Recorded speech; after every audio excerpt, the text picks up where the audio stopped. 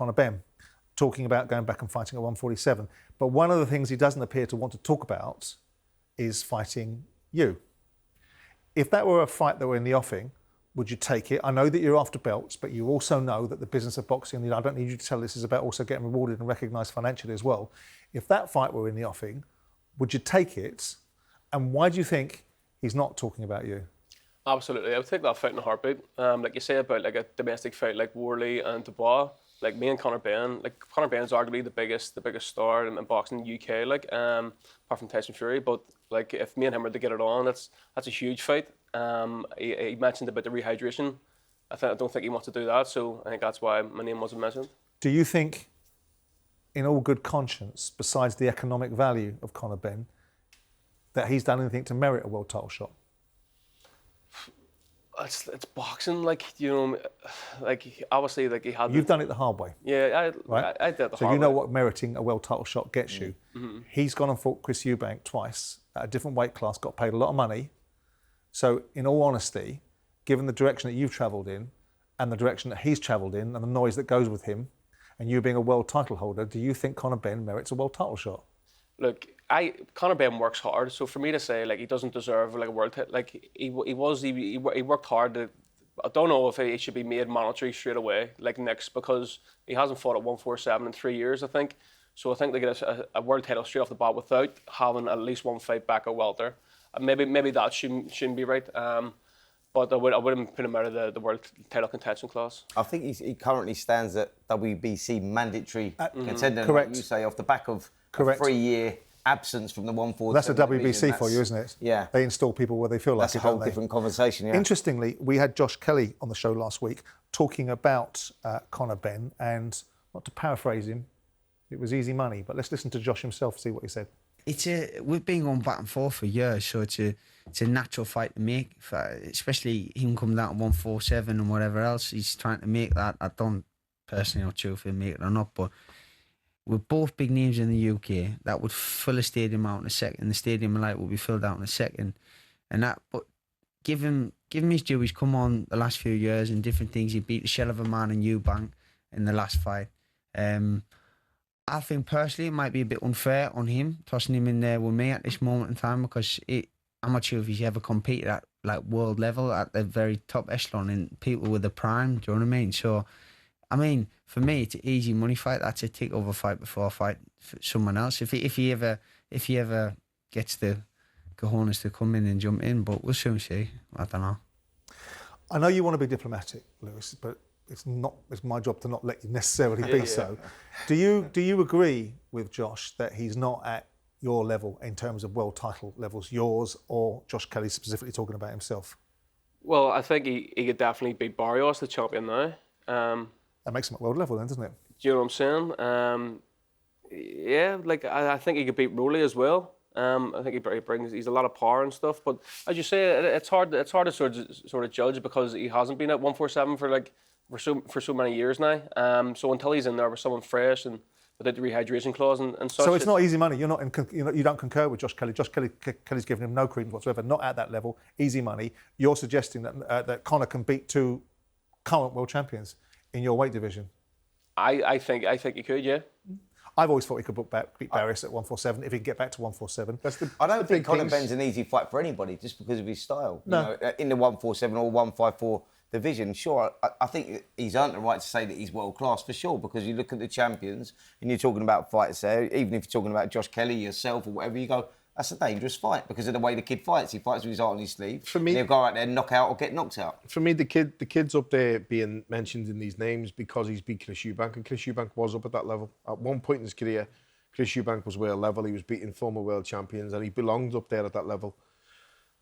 The issue for me with Conor Benn is will he be the same character, the same person that fought in that first great fight between Eubank and Benn at 147 when he's probably weight trained? Personally, especially for an IBF title when there's a rehydration clause, which is a little bit ironic given all the stuff that happened with Eubank, but can he boil himself down to 147 again? And after so long at 160, 155, I don't think he can. That's why I think he lands at 154, Paul, because we know as ex-fighters that when you go up in weight, it's so difficult to get it back down. He didn't stay there just for a little. So why doesn't he just accept that? He stayed there a couple. So why doesn't he just accept that? Because I'll tell you why. Because at 154 he's got to fight someone like Boots Ennis or Josh Kelly, and I'm not having any of that. Thank you very much. Totally agree with that, but I think that his team behind him will want to experiment whether he can maintain that strength down there. That's why he's not accepting it as we speak. He's going to try and get there. If he gets there and it's not right, obviously he'll go up to 154. But the science behind it all, they'll try and do that, Simon. But I just don't believe that he'll be able to adapt his body and maintain that strength at 147. If you fought him, Lewis, how do you think you'd beat him? Do you think you'd knock him out? Do you think you'd take him down a stretch? How would you beat him? Look, I'm always going to back myself, obviously. So I would. Me against Conor Benn, I think that's just fireworks from the get-go. I don't think that's going the distance.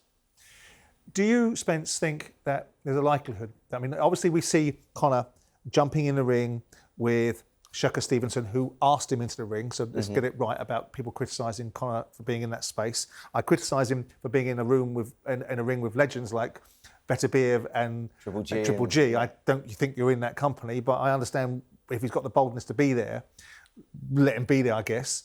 Can you see him, Conor Benn, not that it should be his gift, quite frankly, because these guys are the world champions, but can you see there being a domestic dust-up between Conor fighting either a Lewis Crocker or a Josh Kelly?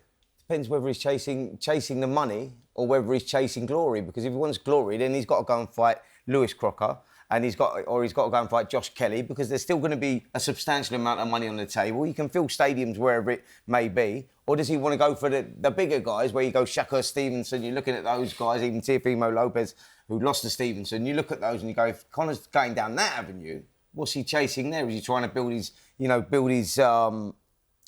stock in the US? What's the actual... Go there, try and fight one of you guys, pick up the title, then go and do that. What would you do, That Paul? would be the way to do it. You manage fighters. Steve Clark has a good win on Saturday night in Liverpool. You know what the game looks like. If you're looking after Conor Benn, what would you do with him? Where would you take him?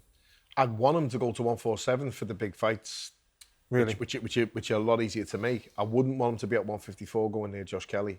I wouldn't want him at 154 going near probably the other champions, to be fair.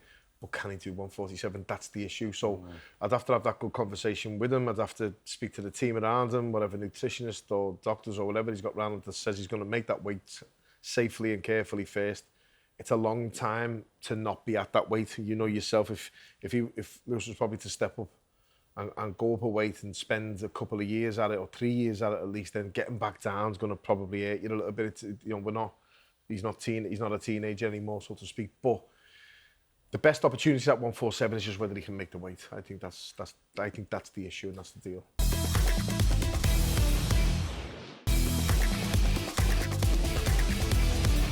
Lewis, I mentioned at the top of this particular section that there are three Americans in this division.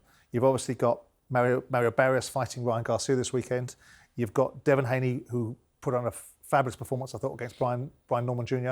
And you've got Rolly Romero, who's yet to defend his title. Are these the three names that you are zeroing in on in terms of wanting to fight next? 100%. It's once you take care of business, of course. Yeah, for sure. I want the belts. That's it. Any other fight, the fight after this, I'm just focusing on belts, honestly. Because at least the thing is with Paro as well, making monetary. If Donovan and Paro fought, I still would have had to have the monetary after that. Then, so I'm getting this out of the way. And as I said, I'm not looking past Paro, but I get Paro out of the way, and there's no monetary now. And now so I can push on for the unification fights, right, which is what I want.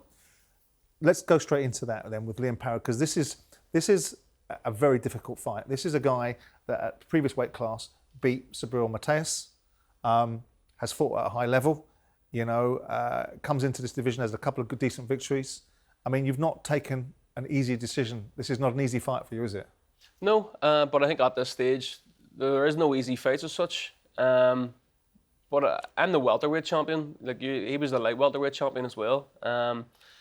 He says about experience and stuff. He's been with higher class fighters, but you can only beat who's in front of you. Do you know what I mean? So after I beat Paro, then no one can say that. Because there was a point, wasn't there, where Paro was going to fight Jack Catterall, wasn't there? That was part of Jack Catterall's strategy before Jack got derailed by, or I think it was before he fought Arnold Barbosa Jr., wasn't it? Paro was on the radar. and Paro lost to Richardson Hitchinson as Correct, well. yeah. And you look at that and you go, he moved up after that, decision. by the way, didn't he? Yes, A split. narrow decision. It wasn't, mate. Did you not? I watched it earlier. It wasn't. It was disgusting. The judge actually that went in favour of Paro should be sacked. He should not be allowed to That watch bad? it. It was that bad. Yeah, it was like a. When you look in the see if you're doing scoring, it's like a 117, 111. You may see a 116, 112, but to go the other way. I mean, did you see that? Yeah, fight? I see that, I yeah. mean, it was a disgrace. Yeah. So no, there was no. It wasn't a close fight. He moved up. He's had 2 wins since then. You've had to travel, by the way, for this fight as well. Are you all right with all that? Of course, like I get to do it as always the hard way as well. I won my world title in Belfast. I have my moment, so I'll travel anywhere. So will, and it's a shame that it's not in Belfast because it gives other people from the country to get an opportunity for the TV, you know, which I love to do because I was always that kid like on the back of Frampton shows and stuff where I was getting experience. But going to Australia and you know, like beating like the ex-champion in his home country, it'd be special. Some Been fighters. there before. Never been to Australia, no. How good, Paul, is Liam Paro?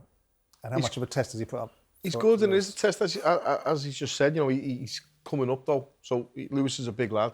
I think that was evident to see in his previous fight also, and I'm sure you fill out on fight night as well after you've weighed in. You know, Yeah, for sure. you really fill out, and that £10 limit mightn't be as easy as many it would, Yeah. and I mean that as a positive for you. So obviously he's done what he's done. He's only had the one slip up. He's beat good fighters also, Matthias and that. So he's a good fighter. But as you just said, there's no easy fight at this level. And you can look at it one way or the other. I'd be mandatory put on me straight away. But you can look at it as you just said. That's out your way. Then you can concentrate on hopefully getting a fight where you can get a few quid in, what's relatively in your favour, and then you can go for the unification And I fights feel like try I'll and get attack the them belts. respect as well, you know, like fighting a guy like By Paro. going there. Yeah, for sure, do you know what I mean? And I finally get like, because I feel like him and his team are probably just looking by me almost, you know, happy days, we home title win and stuff, but it's not going to be the case at all. He's had 2 fights at welterweight, so he has adapted to it. He's adjusted to it now. And like he's a southpaw as well. Donovan, where you won the title, he was a southpaw. But your tactics against Donovan, the reason I brought that up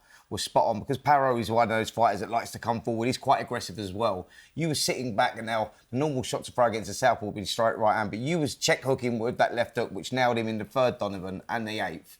And you look at that, you go like tactically, you got that spot on. You was punching when he punched and whatnot. Similar sort of styles, really, with Paro, who's like quite aggressive, comes forward, does a lot of feinting and whatnot. But he does sit in the pocket. He does stay there too long sometimes. So that sort of game plan will work nicely for you. But that sort of style would suit you nicely. Yeah, listen, I think Paddy Donovan is as good as fighter as Liam Paro, so I do. It's a lot bigger, like physically bigger. So the two back-to-back camps training for Donovan are going to help me massively in this fight, especially like a southpaw and stuff. And like I've seen Paro's like most recent thing, and he got hurt a few times against a guy with 5 knockouts. Do you know what I mean? So I think the difference, just that £7 difference, is a big weight difference, especially like that I'm fully grown into the weight. According to the Ring magazine, No Limit Productions outbid Matchroom by 27,000 Australian dollars. Does that frustrate you a little bit, Lewis? Yeah, for sure. You know, like I think it's just by that small amount. You know, that's how close it could have been that it could have been in Belfast, but it's out of my control. You know, what could I be? I was in the gym when I found out, and okay, Australia it is then. You'd have paid that yourself, wouldn't you? Of course, 100%, mate. Like. Mate, look at the flip side of it. You get a free holiday to Australia after. Take your family over there. It's all done, mate. Make sure Match will pay for it. At least they will be better. Is it dispiriting though, Paul, if your promoter doesn't win a purse bid, or is it just part of the territory? Honestly, it is if you don't think they've tried. But I think when the numbers that close, you're not. Listen, they're on the ball. They're not stupid. Matchroom especially, you know, they're not daft. They're putting a bid in, and they're just being pipped to it. They know roughly the amount that it's going to be. I don't think anyone's phoning each other behind the scenes and all that, but it's just one of the, you've lost by 27 grand or whatever it is. It's Australian dollars as well, so it's a tough one. But I think there's always sort of, what did we say, you know, honesty when they're going for it, and then it's just one of them things. I've seen somewhere when it looks like they haven't even tried though, and they're like $500,000 out or something like that, and they haven't gone anywhere near it. But it's usually a little random number on the end just to win it, and sometimes they're lucky enough that they do get it, and I think the Australians have been lucky this time. From a business perspective, do you understand how Matchroom didn't win that bid? Because you do sort of hear rumours, you know, that of bids that are going down. But I think Paul's kind of answered it, hasn't he? Yeah. Because if the No, margin, I'm asking you. Do you understand it? I understand it from the perspective of there's a value that people attach to a fight, there's a commercial value they want to put on it, and there's commercial sense. Now we've seen a lot of commercial sense go out the window over the last 2 or 3 years because the Saudis have been throwing money around like confetti. But people are re-establishing their thinking about what they're going to pay for fights, building people at different stages. Now, if Matchroom would have been, like Paul says, 300 or 400 grand out of it, then you'd be going, different conversation. going on here. But when you're talking about probably a very small percentage of the overall purse, it's nip and tuck. So it just shows you that both camps were looking at the fight in a certain way. I wanted to ask you about you, Lewis. When you came in the studio with me and Jim a couple of months ago, it was a little bit longer than that. It was a fantastic experience for us because when you see someone that's so euphoric, so happy that they've achieved the thing that they wanted to achieve, it's a wonderful thing to sit back and watch. And it seems to manifest itself really in boxing. When Dalton was the same when he came in the studio, but I remember you grinning from ear to ear. Has it settled in your mind about being a world champion? Are you comfortable with that framework? And I don't want to say something stupid like, do you still have the same hunger? But it's sort of in that sort of territory because some people get to an Everest and go, I've got my Everest. So where are you mentally now from the euphoria and the elation of I've got a world title and coming in and bringing it in and showing us and everybody could see how ecstatic you are to where you are now with the next opportunity, the next set of challenges? I generally feel like I'm more hungrier now than what I was even previous. Right. Because like I knew that I had so much more like that I could do as a fighter and improve on and like and I guess it's just like just thinking about it now. I think fighting Paro away in Australia, like an ex-world champion, and like that's going to be my fight. Like almost like settling in, you know, like I'll get the respect that I deserve. So. Like, but I was euphoric as any, but like that settled in. The hard work is back. Do you know what I mean? Do you think you're missing any respect? Do you think that there's any plaudits that you're not getting? Definitely, mate. But from whom? General public, boxing fraternity. Yeah, it's, you know, maybe like a Donovan fans, you know, like feel like he's won that fight and stuff, and or a complete robbery and stuff. Yeah. Where like 2 knockdowns. It's like even if there's a couple of close rounds, you know, it's not. I think like Paro probably thinks the same as well. Probably by just boxing in general. Do you know what I'm saying? I don't feel it, but with this fight, I will get the respect. I think the fighters like yourself, when you come through a certain like where you just not like catapulted, you've done it the sort of the hard way, and you've had to grind your way and work your way to that position. Some fighters get gifted that, and they're getting well recognised. They're getting good publicity off the back of it. Then you're getting the big fights, the big money, etc. I think that when you get to this, it's even sweeter though, isn't it? When you get these fights, you come through Paro, and then you get a big fight on the table. Let's say that Conor Benn fight happens, you get that. You get not just the rewards, but you get the financial rewards as well. That's even sweeter, man. And that's probably your driving force because you go, I'm the man, and I'm not getting the recognition. Yeah. You know, I understand it. I totally get that. 100%. Like the names that people talk about, like especially in America, it's going to be Devin Haney. Yep. People know Barrios. Yep. People know Romero. Not many people's going to know me. Do you know what I'm saying? But I know after this fight, they will know me. The thing with yourself, after that first Donovan fight, I have to say it, I backed Donovan for the rematch because of how that fight was going. You would have backed Crocker for the first fight. You would have backed Lewis for the first fight, though, didn't you? Yeah. I backed Donovan for the second fight. And because of what happened to the first, and the fact that you changed it around so much tactically, technically, physically, you were the better man on the night and you won the belt. You gained my respect there and then because I felt Donovan was coming on strong in the first fight. And the tactical change, everything, the way you boxed, you stuck to the game plan, you carried it out perfect. And I'm not just blowing smoke up your ass because you're sitting here, I've said that on record in the past. You've got my respect, and I think you've got a lot of people in boxing's respect, because I think a lot of people in boxing would have probably been in a similar way after watching the first fight. Of course, yeah. So you've done it, you've won the world title, and you've still got that hunger. That's a good recipe going into these type of big fights with Paro, and then hopefully you get the bigger fights after it, and I hope you do really well in them big fights as well. So, if and when you go through this fight with Paro, what is the outline for you in 2026? I know people don't want to look beyond it, but we're all human beings. There will be an ambition chain for you. You're not looking, no one's suggesting you're looking past Paro, because you'll take care of that business and you'll attend to it properly. But if and when you get past it, what are you looking forward to, and what do you want to achieve in 2026? Unification fight for sure, but I would love to see Conor Benn come through, win the WBC, and then get that on unification in the UK. I think that's massive, and that would be if you're giving me like my dream fight this year, it was if Conor Benn wins the world title, I'm still world champion. Unification fight in the UK would be exceptional. We'd like that, wouldn't we? Yeah, for sure. That'd be great, wouldn't it? Yeah. I like the attitude, always chasing belts, not people. Absolutely. If the person's got the belt, then I want him. Yeah. If he hasn't, it's the belt. Brilliant. Lewis, good luck.